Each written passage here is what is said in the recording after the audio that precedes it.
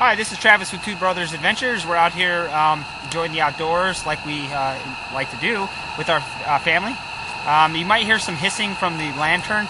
We have a gas-powered lantern out here primarily to give us light for the filming.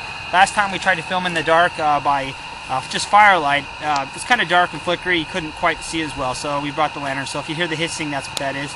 I want to do a quick review. I talked about this briefly before. We picked up this knife. It's a Smith Wesson Bullseye. We picked it up at Big Five. It was cheap. Regularly it's like $59, $69, $79, something like that. It was on sale like Big Five often does with their knives for about 12 bucks. So we figured for about $12 we'd test it out and see how it is and how the first impression, it's got a knife with a gut hook and then a small hatchet. So first impression of the knife, I like the handles. It's got a really nice rubbery handle. It's got the grooves in it for a good grip. Got a nice gut hook. Wasn't really impressed with the blade. The tang of the knife is really thick. You probably can't see that, but the bevel is it's really not sharp at all, and it'd be hard to sharpen. It'd take a lot of work on a stone to get this thing really sharp. So to get it sharp, to use it, this kit's primarily for backpacking or whatever, for hunting, for gutting out an animal. You got the gut hook and the knife for skinning and that, and then the hatchet that's on the other side of the sheath would be primarily for splitting a pelvis bone, quartering out a deer or elk or some kind of an animal like that. But we wanted to come out here, try it out and see how the hatchet would work in a survival situation as an actual hatchet. So I got some wood here. We're going to try to process for the fire we got going, and we're just going to try this hatchet out and see how it goes. So I got a piece of wood, nothing super thick, but we'll give it a try. This has got a nice, good, sharp, never been used. It's brand new, so we'll see how it does on this wood.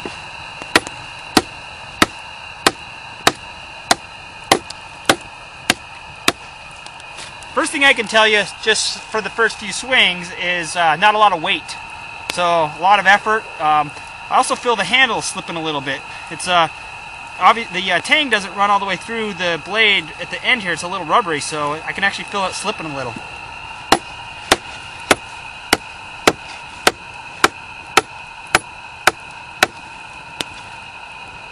Wow, that's first impressions. I got ripped off for my 12 bucks because it feels like I'm actually a little bit worried that the handle's going to come flying off as I'm swinging it.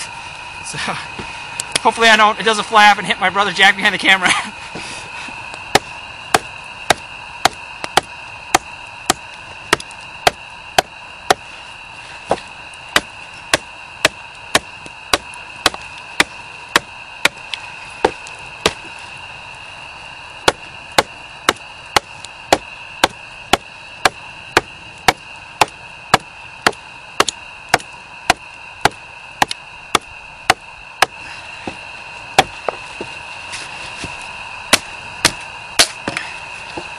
So, ultimately, like I said, I think this would do a really good job if you were using it to split through a bone or something, which is what it's primarily intended for, just splitting a bone or something like that. Like I said, wasn't real impressed. It feels like the tang runs to about, I don't know if you can see, right into about here. So as you're gripping at the end and putting a lot of force on it, if you can see, this is really twisting a lot. Didn't feel real secure with those big swings. In contrast, as you well know, we've used before, and I'm just going to try here for a minute with my big K-bar, a lot heavier than that, and we'll chop a piece of this and see kind of in a comparison how this does. So, same piece of wood, actually it's a little thicker back here, so. This is, obviously because of the weight, you can already see this is biting into it a lot better. Doesn't feel like it's coming apart like that thing.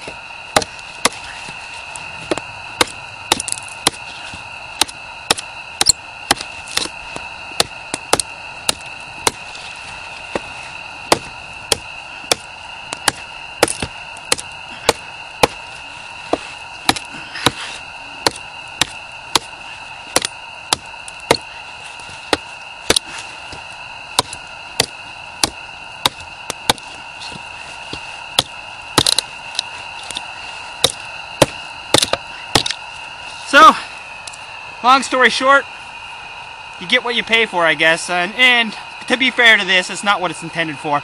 But in this little chore, I definitely take the K-bar. This is Travis with Two Brothers Adventures.